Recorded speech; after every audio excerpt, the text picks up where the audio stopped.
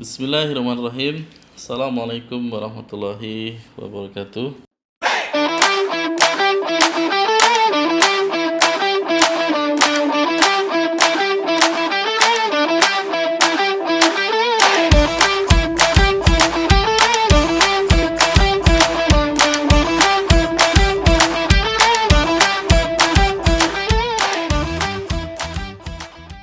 Selamat datang, selamat ketemu kembali di channel Hunian Impian.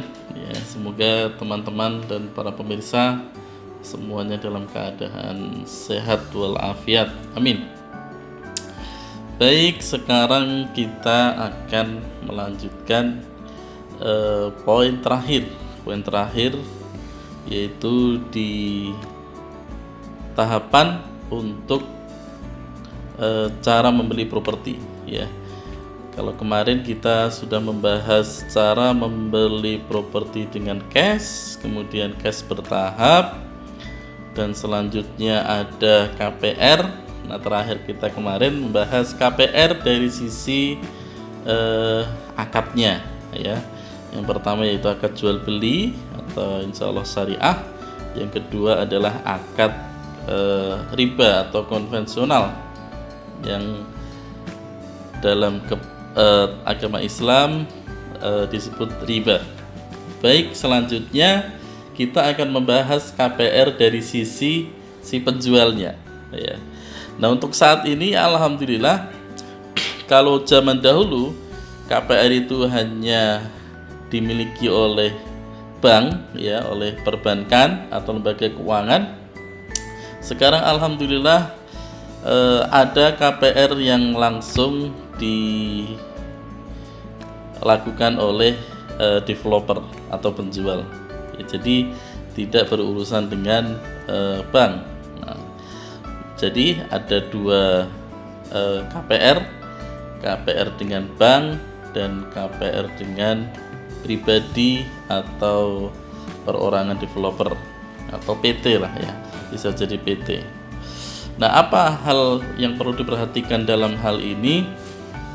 Kalau dengan apapun itu, dengan siapapun, ya, dengan bank ataupun dengan perorangan atau developer langsung, yang terpenting, ya, kemarin sebagai seorang muslim tentu kita akan memilih KPR syariah, ya, itu baik dengan bank maupun dengan perorangan. Artinya bebas-bebas saja, tetapi nanti juga akan Anda harus sesuaikan. Ya, kalau bank pasti akan melewati seleksi yang cukup menyita waktu bahkan, ya, karena akan diminta surat keterangan karyawan tetap Anda, akan diminta slip gaji, nanti akan ada rekening koran, akan ada PI checking, ya. Nah, ini PI checking ini yang kadang-kadang menjadi bukan momok, ya, tapi menjadi kekhawatiran sendiri buat para teman-teman yang ingin mencari rumah secara KPR, ya. Karena kadang mungkin kita masa lalu punya angsuran di bank ataupun angsuran apapun yang kemudian mungkin macet, yang nanti akan ke track di PI checking, dan nanti tentu itu akan menjadi pertanyaan atau menjadi masalah ketika Anda membeli rumah dengan cara KPR bank, ya. Tapi ada solusinya. Ketika Anda mau tanpa PI checking, maka Anda bisa beli rumah KPR dengan pribadi atau perorangan, ya. Biasanya tidak ada PI checking, ya.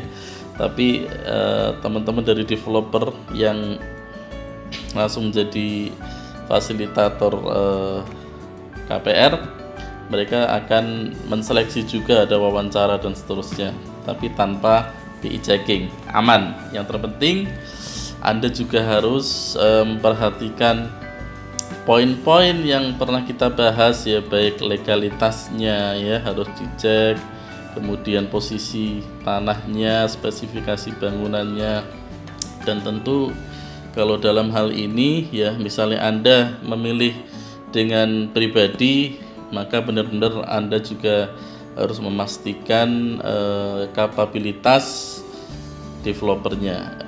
Ya, saya bukan menakut-nakuti, tapi sudah banyak konsumen yang kemudian memilih atau menentukan KPR dengan pribadi, tapi banyak bermasalah di legal maupun di pembangunan, ya.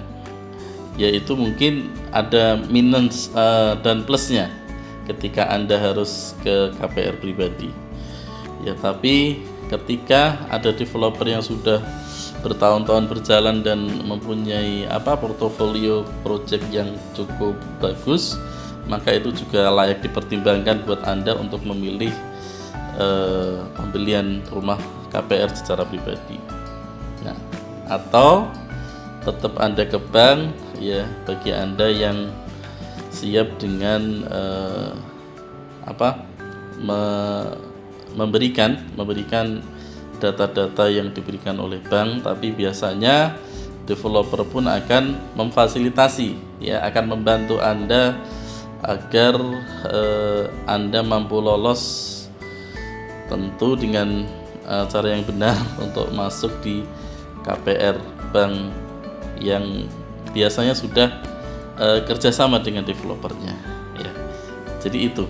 Jadi kalau kemarin kita bicara KPR dari sisi akadnya, sekarang ada lagi KPR dari sisi dengan siapa Anda melakukan kredit pemilikan rumah, yaitu dengan perbankan ataupun dengan perorangan. Ya, sekali lagi, apapun itu, baik perbankan maupun perorangan, yang penting akadnya syariah, ya. Pastikan Anda memiliki rumah yang dijalankan dengan akad yang benar, ya. Tapi tentu tadi ketika Anda tidak masuk di bank, ya, kemudian di pribadi, jangan sampai mohon maaf, jangan sampai kita hanya tergiur dengan kemudahan atau bahkan banyak dari para konsumen yang kemudian memutuskan untuk beli itu hanya gara-gara murah. Ya, kemarin sudah saya bahas, ya, ada seorang kawan, ini saya bahas detail, ya, beli rumah dengan harga kemarin 365 juta, dia cash bertahap, tapi pembayarannya hanya dengan kwitansi, ya, kwitansi, dibangunkan rumah selesai. Tapi ketika ternyata dia butuh untuk mau jual lagi, kemarin minta bantuan saya untuk menjualkan, saya tanya surat-suratnya, ternyata suratnya di mana? Suratnya digadekan di bank, ya, di bank, salah satu bank atau lembaga keuangan. Akhirnya jadi gara-gara memutuskan untuk beli rumah dengan harga murah, tapi dari sisi legalitasnya tidak diperhatikan. Seperti itu. Jadi apapun itu, ya, jadi beberapa poin yang telah kita bahas kemarin, ayo kita review lagi, ya, dari legalitas, ya, dari posisi tanah, dari cara pembayaran, ya, kita review lagi. Jika ada pertanyaan atau konsultasi, silakan di chat dalam komentar. Mudah-mudahan kami bisa bantu menjawab dan Anda tidak akan menyesal untuk membeli properti yang itu menjadi sebuah momen sangat berarti dalam kehidupan kita. Baik, itu saja, tidak saya panjang lebarkan.